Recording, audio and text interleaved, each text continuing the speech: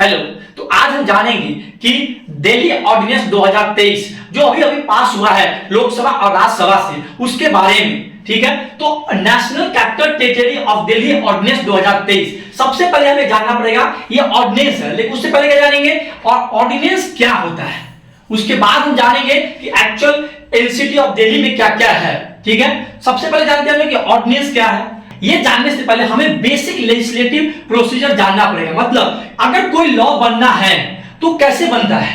सबसे पहले क्या होता है, ड्राफ्ट बनाया जाता है। ड्राफ्ट मतलब बोल सकते हैं एक लॉ बनाने का स्टार्टिंग पॉइंट। कहने का मतलब जो पूरे उस लॉ में अगर कोई मोटिव होगा, यानी बोल सकते हैं कोई ऑब्जेक्टिव, कि उस लॉ का क्या ऑब्जेक्टिव है, क्या पॉलिसीज होंगे, यानी कि बोल सकते हैं अगर उस लॉ का जो स्टार्टिंग प्रोसेस होता है उसी को हम लोग ड्राफ्ट बोलते हैं। ठीक है, जब ये ड्राफ्ट बन के तैयार हो गया, जब ये पार्लियामेंट में आएगा, ठीक है, पार्लियामेंट में जब ये पेश होगा, जैसे ही ये पार्लियामेंट में पेश हुआ ये क्या बन जाएगा, बिल के रूप में। इसको क्या हम लोग बोलेंगे, आप ड्राफ्ट नहीं, आप बिल बोलेंगे। अब देखिए, अब जैसे ये पार्लियामेंट में आएगा, यहां पे क्या होगा, डिस्कशन होगा,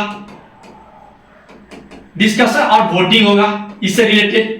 ठीक है, अब देखिए पार्लियामेंट में क्या होगा, ये राज्यसभा लोकसभा से पास होगा, फिर उसके बाद ये राज्यसभा जाएगा। जब इन दोनों जगह से पास हो जाएगा फिर प्रेसिडेंट के पास जाएगा। अब प्रेसिडेंट से ऐसे मिल गया, सहमति मिल गई प्रेसिडेंट का भी, तो क्या होगा, जैसे ही अब ये बिल लोकसभा राज्यसभा प्रेसिडेंट से सहमति मिल गई तो ये अब ये एक्ट बन गया। तो क्या बन गया, एक्ट बन गया। यानी कि ड्राफ्ट, बिल और एक्ट। ड्राफ्ट क्या हो गया, स्टार्टिंग पॉइंट, यानी कि जो सबसे शुरुआती का प्रोसेस होता है। अब जैसे ये ये ड्राफ्ट संसद में आया, ये बिल बन गया। ठीक है, अगर ये बिल लोकसभा, राज्यसभा और प्रेसिडेंट से पास हो गया, यानी प्रेसिडेंट का से सहमति हो गया, तो ये क्या बन गया, एक्ट बन गया। अब देखिए ये जो प्रोसेस होता है जब पार्लियामेंट सेशन में होता है तो ही पॉसिबल है। यानी कि जब पार्लियामेंट सेशन में हो, एक नॉर्मल लेजिस्लेटिव प्रोसेस ये है एक लॉ बनाने का। ठीक है, लेकिन अब जब क्या होगा, जब पार्लियामेंट सेशन में ना हो, सबसे पहले तो जानते हैं कि सेशन कब कब होता है। अब देखिए जो पार्लियामेंट का सेशन होता है तीन बार होता है। किसी हम लोग क्या बोलते हैं उसको, एक बजट सेशन जनवरी टू मई होता है, मॉनसून सेशन जुलाई टू अगस्त, और विंटर सेशन कब होता है, नवंबर से दिसंबर। सेशन का नियम क्या है कि जो सेशन ऑफ पार्लियामेंट होगा, ये दो सेशन के बीच में 6 महीने से ज्यादा का गैप नहीं हो सकता है। मैक्सिमम कितने महीने गैप होना चाहिए, 6 महीने का। अब ऐसे अब जरूरत पड़ने पे इन सेशन का डेट आगे पीछे कर सकते हैं, लेकिन मेन नियम क्या है कि 6 महीने से ज्यादा का गैप नहीं हो सकता है। ठीक है, शॉर्टकट के लिए याद कर सकते हैं BMW, यानी ये हो गया budget session, monsoon session, winter session. ठीक है, ये हो गया जब पार्लियामेंट सेशन में होता है तब। अब क्या होगा, अगर मान लीजिए कोई ऐसा सिचुएशन आ जाए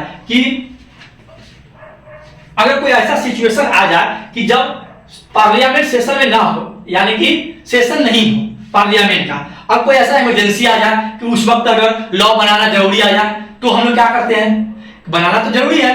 तो उस केस के लिए क्या होता है, जब संसद नहीं चल रहा हो तो क्या होता है, अब देखिए जब संसद नहीं चल रहा होता उसको हम क्या बोलते हैं, रिसेस बोलते हैं। ठीक है, अब देखिए उस केस में क्या होता है, प्रेसिडेंट के पास और गवर्नर के पास भी पावर होते हैं जिसके तहत लॉ बनाया जा सकता है। प्रेसिडेंट किस आर्टिकल के तहत करते हैं, आर्टिकल 123 के तहत उनके पास पावर होता है, और स्टेट की बात करें गवर्नर के पास आर्टिकल 213 के तहत होता है। ठीक है, अब देखिए लेकिन ये कब होगा, ओनली कोई अर्जेंसी आ जाए कि लॉ बनाना जरूरी हो और पार्लियामेंट से और संसद सेशन के दौरान सेशन में नहीं हो, तो ही इसका हम लोग उपयोग करते हैं। ठीक है, अब इसके तहत यानी इस समय जो भी लॉ पास होंगे उन्हीं को हम लोग ऑर्डिनेंस बोलते हैं। क्या बोलते हैं, ऑर्डिनेंस बोलते हैं। यानी कि जब सेशन चल रहा हो पार्लियामेंट का तो नॉर्मल लेजिस्लेटिव प्रोसेस हम लोग काम करते हैं, लेकिन जब सेशन नहीं चल रहा हो उस केस में अगर कोई अर्जेंसी आ जाए कि हमें लॉ बनाना जरूरी है, उस समय जो लॉ पास हुआ उसको हम लोग क्या बोलते हैं, ऑर्डिनेंस बोलते हैं। ठीक है, बेसिकली समझ गए, बिल क्या होता है, ड्राफ्ट क्या होता है और एक्ट क्या होता है, ऑर्डिनेंस में मेनली डिफरेंस क्या है। अब हम लोग आते हैं, अब देखिए अब ऑर्डिनेंस का नियम क्या है। जो ये ऑर्डिनेंस होगा, ये जो ऑर्डिनेंस पास हुआ उसको 6 महीने के अंदर अंदर उसको 6 महीने के अंदर अंदर उसको पार्लियामेंट से पास करवाना पड़ेगा 6 महीने के अंदर अंदर। जैसे मान लीजिए अभी कोई पास हुआ ऑर्डिनेंस, तो जो नेक्स्ट सेशन आने वाला है उसमें इसको पास करा, उसको इसमें पेश करना ही होगा, और उस पर जो भी डिस्कशन होंगे कि 6 महीने के अंदर नेक्स्ट सेशन, जो भी नेक्स्ट सेशन आएगा उसमें इसको पेश करना ही होगा। और इस ऑर्डिनेंस को लोकसभा राज्यसभा से पास करने के लिए टोटल 6 वीक का समय मिलता है। यानी टोटल बोल सकते हैं एक ऑर्डिनेंस के लिए टोटल टाइम कितना मिल गया, 6 मंथ और 6 वीक यानी 1.5 महीने, यानी कि 7.5 महीने इसको समय मिल जाता है। ठीक है, अब देखिए जब ये ऑर्डिनेंस पार्लियामेंट में आएगा तो या तो पार्लियामेंट में पास होगा, अगर ये पास हो गया अब ये ऑर्डिनेंस क्या बन जाएगा, एक्ट बन जाएगा। ठीक है, अगर ये पास नहीं होता तो डिसमिस ही हो जाएगा। यानी कि ऑर्डिनेंस एक्ट कब बनता है, जब जो भी नेक्स्ट सेशन आएगा उसमें से पास हो गया, लोकसभा और राज्यसभा दोनों से जब ये पास हो गया तो क्या बन जाता है, एक्ट बन जाता है। बेसिक समझ गए क्या होगा कि एक्ट ऑर्डिनेंस क्या होता है। अब हम लोग आते हैं कि एक्चुअल में कि जो NCT of Delhi act ordinance है वो एक्चुअल में है क्या, जो दिल्ली ऑर्डिनेंस 2023 आया है उसके बारे में जानते हैं। अब देखिए सबसे पहले जानते हैं 239 ए क्या है, double A of the constitution. अब देखिए आर्टिकल 239 ए के कारण ये एक्चुअली में 69 अमेंडमेंट एक्ट 1991 के कारण ये स्पेशल स्टेटस ऑफ दिल्ली को मिला। यानी कि क्या बोल सकते हैं, आर्टिकल 239 ए स्पेशल स्टेटस देता है किसको, national capital territory of Delhi को। क्या, और अच्छा ये किसके कमेटी से हुआ था, एस बालाकृष्णन कमेटी के द्वारा ये अमेंडमेंट लाया गया था। इसी अमेंडमेंट के कारण दिल्ली को एक एक्स्ट्रा बोल सकते हैं कि स्पेशल स्टेटस मिला था। ठीक है, उस स्टेटस में आपके देखिए क्या है, this article that NCT shall have administrator and legislative assembly and council of by chief minister, council of minister headed by chief minister. अगर बाकी दूसरे यूनियन टेरिटरी की बात करिए तो उसमें जैसे मान लेते चंडीगढ़, तो चंडीगढ़ जैसे मान यूनियन टेरिटरी है, इसका एक अलग राज्य का दर्जा नहीं मिला, इसमें अलग से लेजिस्लेटिव असेंबली नहीं है। तो ये स्पेशल स्टेटस किसको मिला, दिल्ली को किसके कारण मिला, 239 ए आर्टिकल के कारण। और ये कौन सा अमेंडमेंट था, 69 अमेंडमेंट 1991। और इसको कौन सा कमेटी रिकमेंडेशन किया था, एस बालाकृष्णन कमेटी, यही स्पेशल स्टेटस दिल्ली दिया था। उसमें क्या बोला गया था, जो एनसीटी एडमिनिस्ट्रेटर जो एलजी होते हैं, ठीक है, एंड लेजिस्लेटिव असेंबली जो एक राज्य का विधानसभा होता है, और काउंसिल ऑफ मिनिस्टर जिसको हेड करते हैं चीफ मिनिस्टर, तो ये दिल्ली को मिला हुआ है। अब देखिए the legislative assembly shall have power to make law all matter, जो विधानसभा होती है, दिल्ली का सबसे सब स्टेट का विधानसभा है, तो इसका भी जो विधानसभा है इसके पास में पावर है क्या, कि कोई भी लॉ बना सकते हैं स्टेट मैटर पे या कंकरेंट लिस्ट पे। लेकिन ये किस पे नहीं बना सकते हैं, police, public order and law, इन तीनों पे दिल्ली गवर्नमेंट इस पे नहीं बना सकती है कोई भी कानून। इस स्पेशल स्टेटस में ये बोला गया था।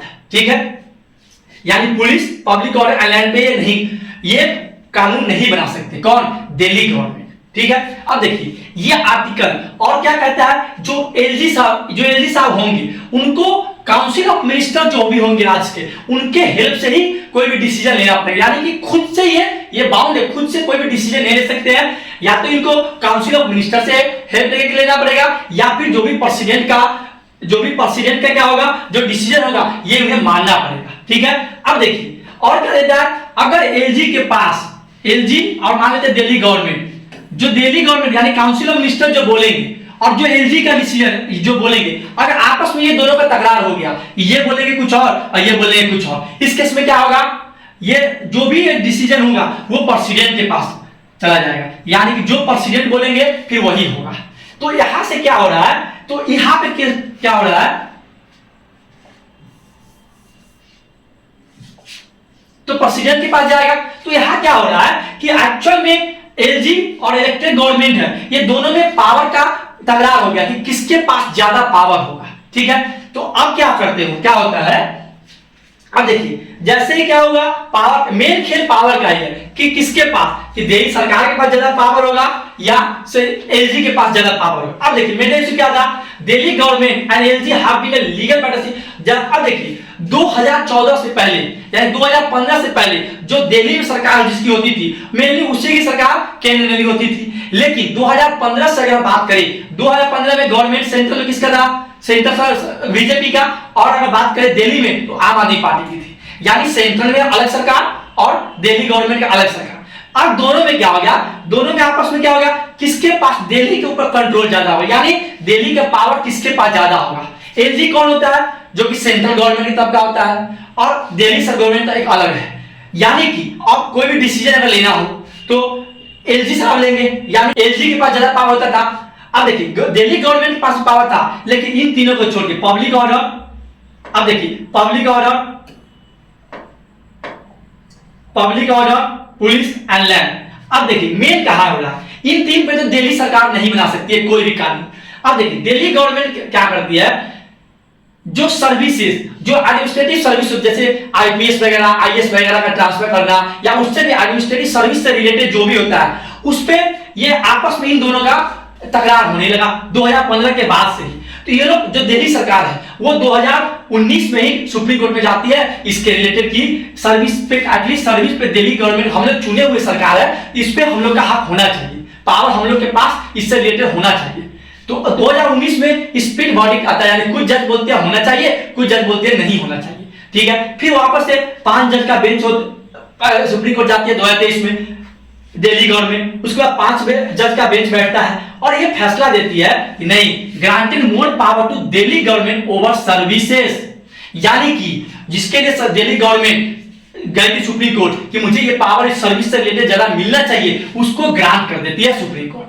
ठीक है, अब देखिए other than court, public order, police और लैंड, इन तीनों को छोड़ के यानी सर्विस पे प्रॉपर पावर दे देती किसको, दिल्ली गवर्नमेंट। लेकिन अब तो हो गया कि एलजी से ज्यादा पावर दिल्ली गवर्नमेंट के पास हो गया सर्विस पे। अब इसके काउंटर में क्या किया जाए, क्योंकि कोई भी चाहेगा कि पावर मेरे हाथ से नहीं जाए। अब क्या होता है, आर्टिकल 239 ए सेक्शन 7 में, आर्टिकल कॉन्स्टिट्यूशन में क्या कहता है कि पार्लियामेंट के पास पावर है टू मेक सुटेबल अमेंडमेंट। अगर चूंकि दिल्ली एक नेशनल कैपिटल टेरिटरी है तो 239 ए सेक्शन 7 क्या कहता है, पार्लियामेंट के पास पावर है कि दिल्ली से रिलेटेड कोई भी अमेंडमेंट कर सकती है। तो इसी का हम लोग बोल सकते हैं कि इसी का फायदा उठा के सेंट्रल गवर्नमेंट काउंटर करती है, क्या कि अपने पास तो अमेंडमेंट करने का पास पावर है, यानी पार्लियामेंट से कोई भी लॉ हम लोग पास करा सकते हैं इसके लिए। तो ये क्या करती है, to counter the central government pass the national capital territory of Delhi amendment ordinance 2013। अब देखिए ये पास करती है ऑर्डिनेंस, यानी कि जब पार्लियामेंट सेशन में नहीं होता है, अगर कोई उस टाइम अगर हमें लॉ पास करना था अर्जेंसी में, उसको हम लोग ऑर्डिनेंस बोलते हैं। यानी कि ये आज से ऑर्डिनेंस पास करवाया गया। ठीक है, the ordinance excluded services from the, ये क्या इन्होंने क्या उस ऑर्डिनेंस में डाला कि ये जो पावर है, जो सर्विस अभी दिल्ली गवर्नमेंट के पास था सर्विस का, वो वापस से एलजी के पास आता है। इस अमेंडमेंट में ये था, यानी कि ये अगर आप ध्यान से देखिए तो हम लोग बोल सकते हैं कि ये अगेंस्ट गए काउंटर करने के सुप्रीम कोर्ट का जो जजमेंट था ये उसके अगेंस्ट ऑर्डिनेंस है, क्योंकि सुप्रीम कोर्ट ऑलरेडी दे दिया वर्डिक्ट अपना जजमेंट की दिल्ली गवर्नमेंट के पास सर्विस का ऑर्डर होना चाहिए, सर्विस का पावर होना चाहिए। तो अब सेंट्रल गवर्नमेंट क्या की, एक ऑर्डिनेंस पास कर दी। ठीक है, अब चूंकि ऑर्डिनेंस है तो अब क्या हुआ, लोकसभा में ऑलरेडी पास हो चुका है, तो अब 7 अगस्त को क्या हुआ, ये राज्यसभा से भी पास कर दिया गया। ठीक है, तो अब ये एक्ट बन गया। जब ऑर्डिनेंस कब तक था, जब तक कि लोकसभा राज्यसभा से नहीं पास हुआ था। जैसे ऑर्डिनेंस पास हुआ ये एक्ट बन गया। अब देखिए अब क्या है, अब इसमें एक्चुअली में क्या क्या है इस ऑर्डिनेंस में। सबसे पहला अगर आप ध्यान से देखिए तो पावर सबसे ज्यादा किसको मिल गया, अब पावर एलजी को मिल गया ज्यादा।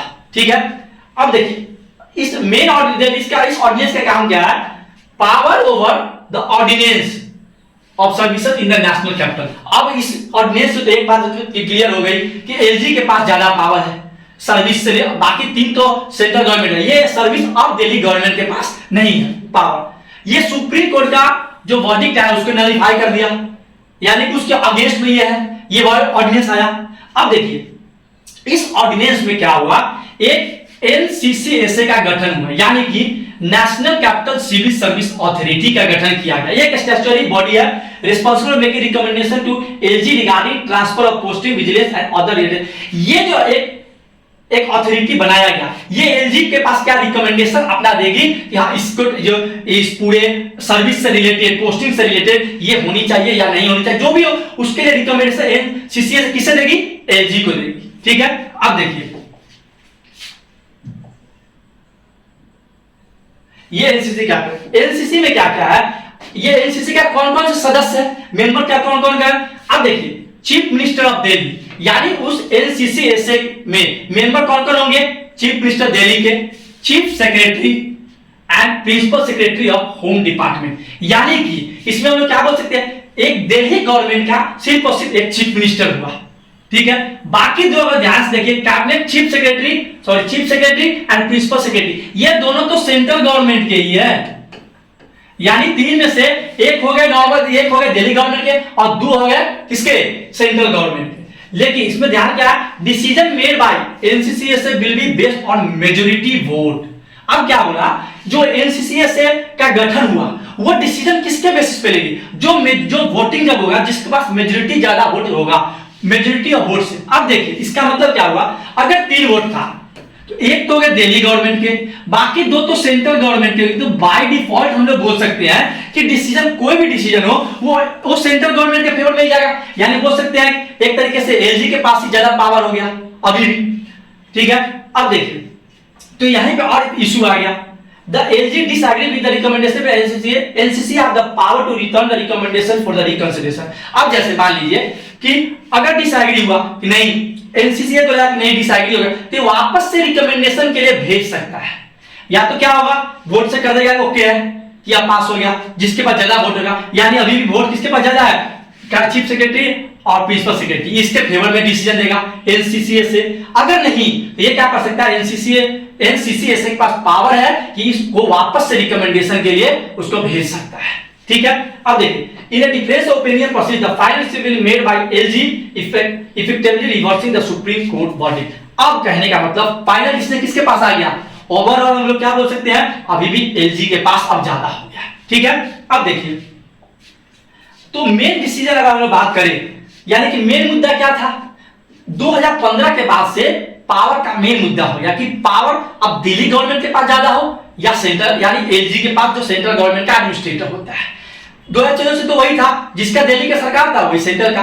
तो जैसे जैसे 2015 से सरकार दोनों का बदलना चालू हुआ, एक हो गया सेंट्रल में हो गया दूसरा, और स्टेट में दूसरा हो गया। आपस में पावर के कोई भी चाहता है कि मेरे राज्य में मेरे ऊपर सबसे ज्यादा, मेरे साथ ज्यादा पावर जुड़ा हो। तो जहां तक ये नहीं बना सकते हैं पावर दिल्ली गवर्नमेंट कोई भी लॉ, उसमें तक तो ठीक है। लेकिन जो सर्विसेज है, यानी जो ट्रांसफर आईएएस आईपीएस है, किसी का जो ट्रांसफर से रिलेटेड हो, उसमें दिल्ली सरकार चाह रही थी कि हमारे दिल्ली गवर्नमेंट की ये पावर मिले। ठीक है, अभी तक तो एलजी तक था, इसलिए सुप्रीम कोर्ट गया 2019 में भी, लेकिन 2019 में फैसला इसके दिल्ली गवर्नमेंट के हक में नहीं आया। 2023 में ये दिल्ली गवर्नमेंट के हक में आ गया कि अब से आपको ये वर्डिक्ट होता है कि अब आप इसके ऊपर कंट्रोल, यानी कि आपके पास पावर है इसके रिलेटेड, कोई भी ट्रांसफर हो, सर्विस से रिलेटेड, पोस्टिंग से रिलेटेड, कि आपके पास पूरा पावर है काम करने को। लेकिन सेंट्रल गवर्नमेंट क्या करती है, 239 ए सेक्शन 7 में एक क्लॉज में दिया हुआ है कि पार्लियामेंट के पास पावर है दिल्ली से रिलेटेड कोई भी नया लॉ बनाने का, यानी कोई भी अमेंडमेंट पास करने का।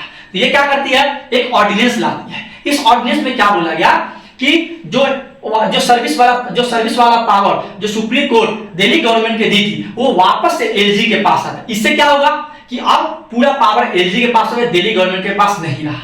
अब इसमें क्या होता है, एनसीसीएसए का एक गठन होता है जिसमें 3 मेंबर मेनली होते हैं, एक चीफ सेक्रेटरी,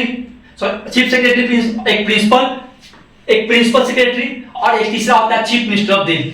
अब इसमें जो डिसीजन होगा, जो एनसीसीएसए डिसीजन लेगी, वो मेजॉरिटी ऑफ वोटिंग से लेगी। अब देखिए 2 मेंबर तो ऑलरेडी सेंट्रल गवर्नमेंट का है, तो अगर वोटिंग से बात करें तो कोई भी डिसीजन जो चीफ मिनिस्टर ऑफ दिल्ली का डिसीजन होगा, उनका जो आइडिया, वो कभी भी पास नहीं हो सकता। क्यों?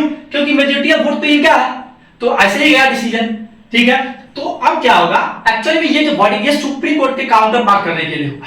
इस तहत क्या हुआ, इस ऑर्डिनेंस के तहत लोकसभा और राज्यसभा दोनों से पास हो गया। अब ये अब ये क्या एक्ट बन गया, तो अब इसके तहत अब दिल्ली गवर्नमेंट के पास सर्विस वाला पावर नहीं रहा, और इसी के लिए वापस से दिल्ली गवर्नमेंट सिर्फ सुप्रीम कोर्ट गई है कि वापस से ये तो सुप्रीम कोर्ट का काउंटर, ये तो गलत है, सुप्रीम कोर्ट के डिसीजन के खिलाफ किया गया ऑर्डिनेंस है, तो वापस से दिल्ली गवर्नमेंट को इस सर्विस वाला पावर मिल जाए। Thank you, please like, watch and comment on my YouTube channel.